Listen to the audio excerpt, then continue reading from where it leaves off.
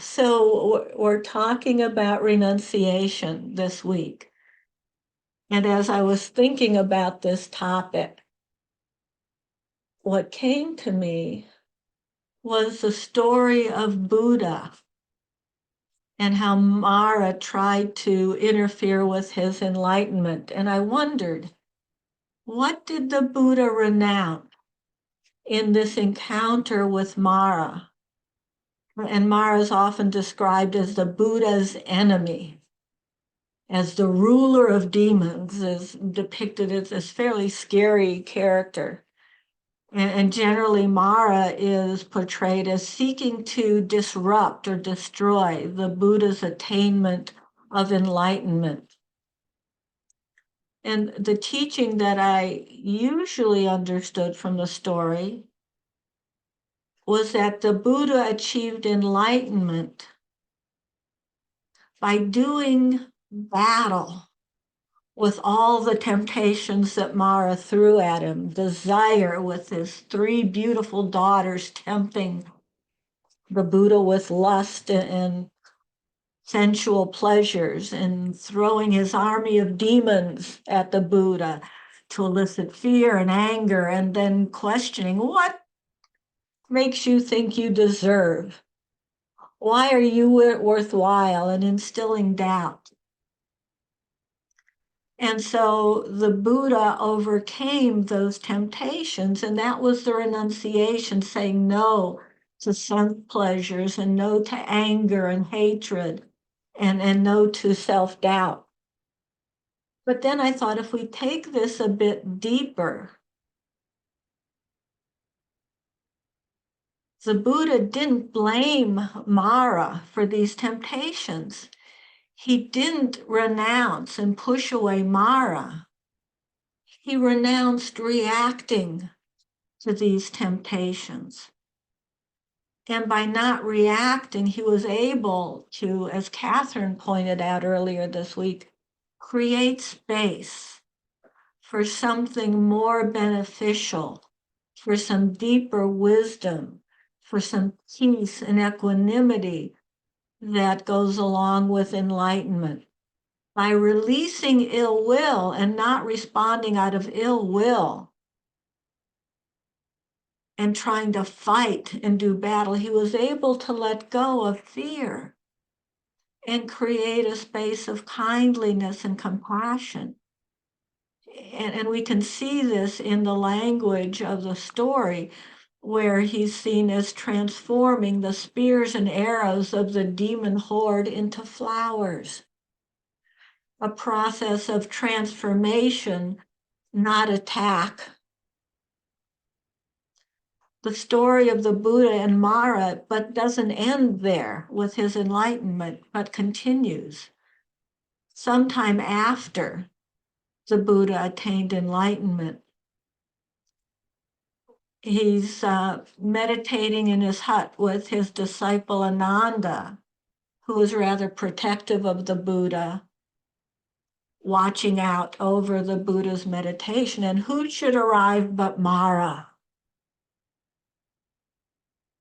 And Ananda sees Mara at the door and becomes very concerned and worried. He tries to get Mara to leave, saying, how can you show up here? You tried to keep the Buddha from enlightenment. You are the Buddha's enemy. And as Thich Nhat Hanh tells the story, Mara starts laughing and says, are you saying that the Buddha has enemies? And Ananda realizes that thinking the Buddha has enemy doesn't align with the Dharma, with the teachings. And he realizes that he has to go and tell the Buddha that Mara's come calling. Deep down, hoping that the Buddha says, well, just get rid of him, just send him away. But that's not what the Buddha says. The Buddha smiles beautifully and says, Mara, how wonderful. Ask him to come in, make some tea, offer him some tea. And Ananda is astonished to watch Maara and the Buddha chatting like dear old friends.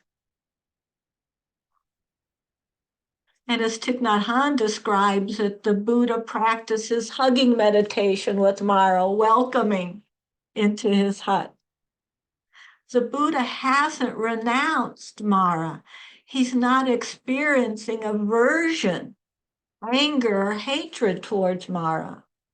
What the Buddha is renouncing is having an enemy. He saw into the interconnectedness of Maara and himself. There's no Buddha if there isn't a Maara. There's no enlightenment without Maara. Mara's been the Buddha's most dedicated teacher, giving him the most challenging lessons.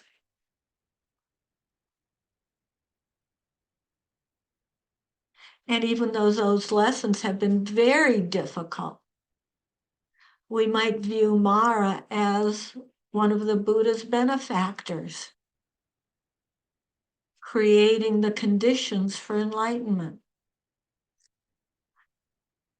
So I thought of who I usually see as benefactors in my life, the easy ones, those people who love me, who care about me, who I trust, wish me only well-being. And then I realized even with those people, I often get angry. We have arguments. I see them as an enemy, someone who disagrees with me, criticizes me, or hurts me. I see them as Maara, my enemy. But what if I see this from a more mindful perspective and view them as my teacher and renounce, let go of making them an enemy and view them as Maara, my teacher, my skillful teacher and my benefactor, not out to destroy me, but giving me chances to strengthen my practice, to cultivate what's helpful and beneficial, and to learn how to renounce my reactivity. And as I had this awareness, I thought of my partner and an argument we'd had and the anger I was still clinging to. I thought, there you are, my Maara. You're giving me another lesson in how not to cling to making my loved one an enemy, on how to release my favorite habitual stories of making someone else the wrong one. And I could feel, as I thought of my loved one as an enemy, that the tightening and hardening of my heart, the shutting down, the pushing away, all that painful, suffering energy. But as I could let go of this habitual enemy making, I could feel into a space of more ease, of softening, of more peace, and a deeper awareness also of all the ways I see others as an enemy, whether it's people or things, and how much suffering this creates, how much my heart has to be protected and guarded and shut off from the rest of the world, from other people, from things, from situations like having a cold that won't go away and making that cold my enemy, or having back spasms and making back spasms my enemy, or wanting to eat another piece of pie that I shouldn't eat and making pie my enemy. So many ways to create enemies in this world. And the suffering of seeing so much of the world as an enemy.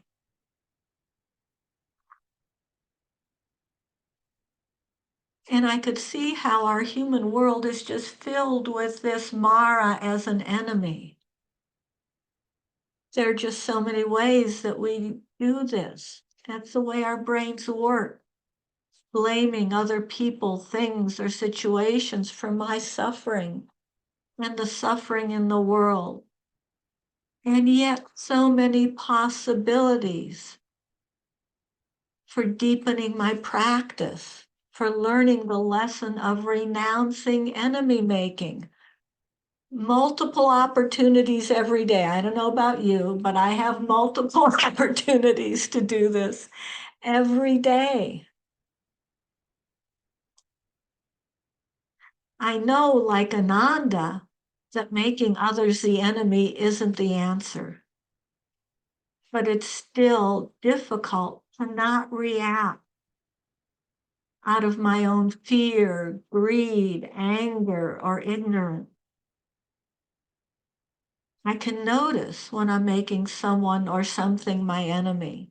You know, and putting it in those terms is new. I've not thought that I have enemies. Maybe adversaries, maybe challenging people, maybe difficult people, but all of those I recognize fit under this category of enemy. And is that the suffering I want to create? I can notice that. I can notice my suffering when I'm enemy making. I can create a kind space to honor my distress and my discomfort while also practicing the renunciation, the letting go of enemy making. This doesn't mean being passive in the face of violence, harm, injustice, inequity, but of facing these as courageously and beneficially as I can with compassion and interconnectedness. And I think of the inspiring story of two fathers, one Palestinian and one Israeli, who both lost children as a part of this ongoing conflict, and how they came together to create a group of parents who had lost children during this conflict. They were able to let go of seeing each other as the enemy and see their common suffering and create the space for healing, for compassion, for providing comfort and seeing that common suffering.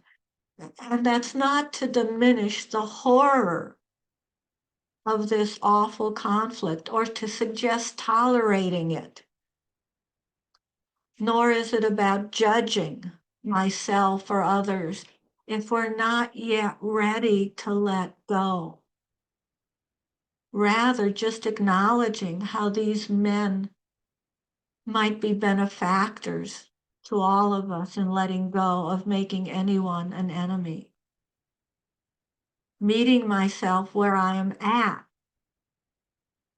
with kindness and compassion, even if it's just beginning to become willing to let go of enemies in my life.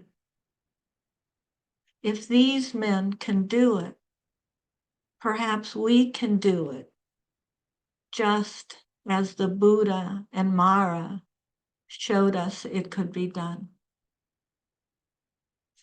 So thank you for your kind attention.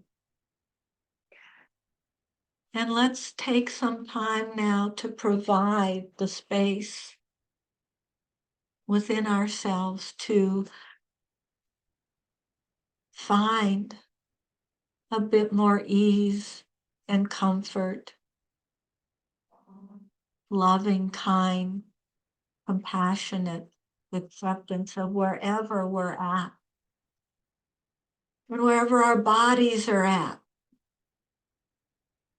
Being cautious of any muscle spasms that are not our enemy. They're telling us and me to take it easy, to move a bit more slowly. As Susan would say, as if moving through water or perhaps even jello. what feels comforting to the body, what is a little bit loosening and softening, gentle moves, gentle, kind moves of the body.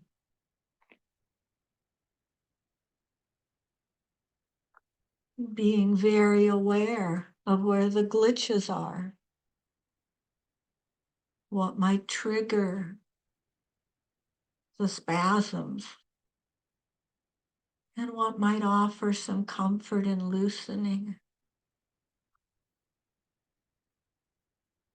What can be moved and what shouldn't be moved.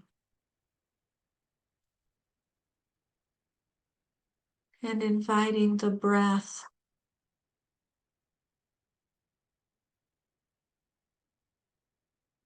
to provide additional space and support and comfort.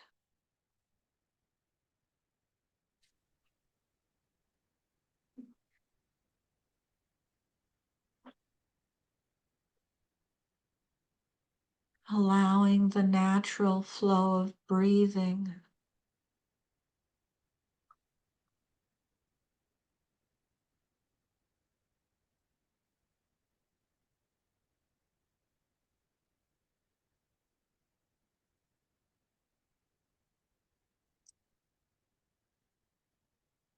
supporting the body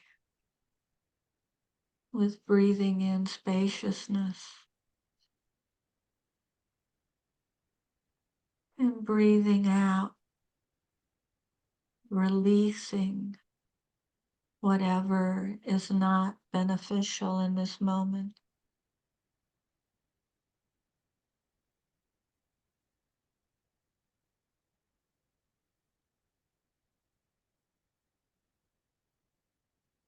Welcoming the heart mind to come in out of the stresses and distractions and have a safe place to rest in this moment.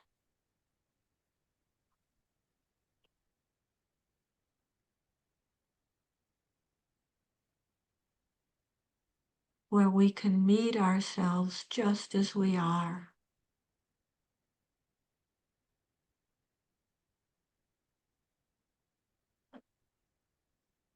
In that space where we can cultivate kindliness,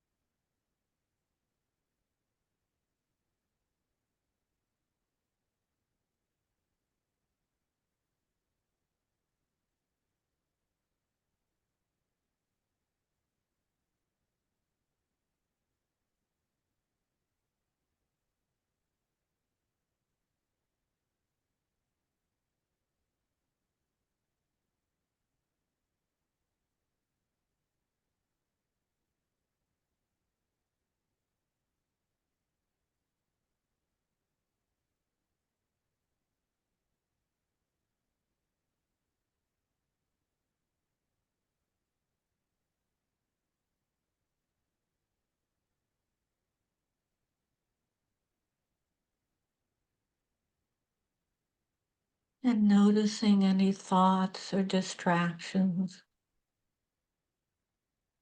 difficult feelings,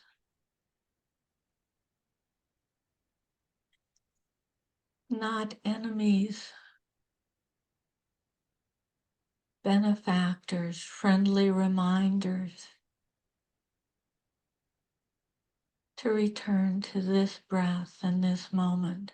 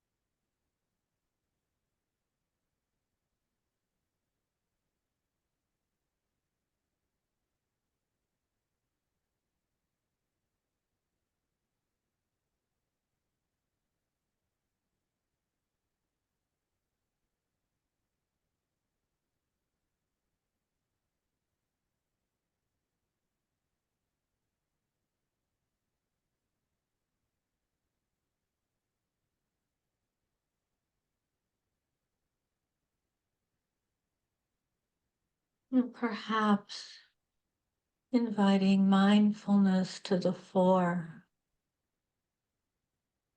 to help us release whatever little bit we can access, whatever, whoever we may see as an enemy.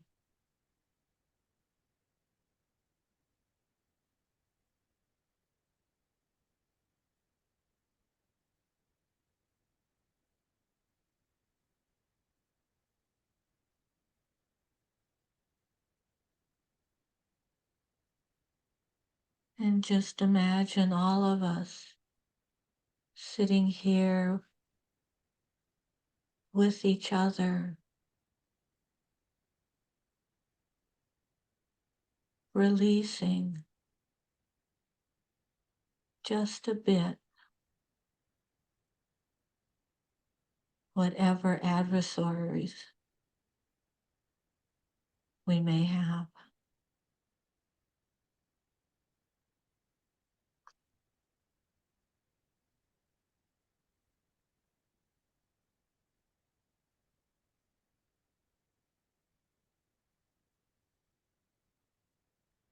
Like releasing butterflies into the sky.